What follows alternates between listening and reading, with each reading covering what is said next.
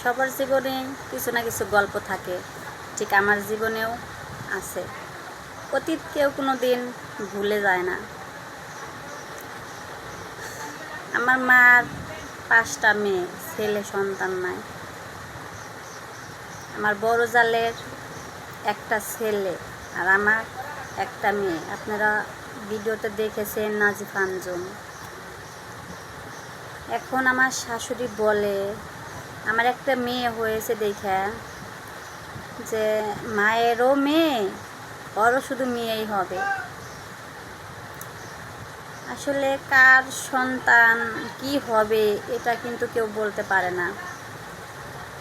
এটা আমি নিজেও বলতে পারবো না যে আমি দ্বিতীয়বার সন্তান নিলে আমার কি সন্তান হবে, ছেলে হবে নাকি আবারও মেয়ে হবে। এটা তো শুধু ভাগ্যের লিখন, ভাগ্যের উপর কারো হাত নেই। তাই বলতেছি মায়েরা, ছেলের বউদের কথা শোনাতে একবার হলেও ভাববেন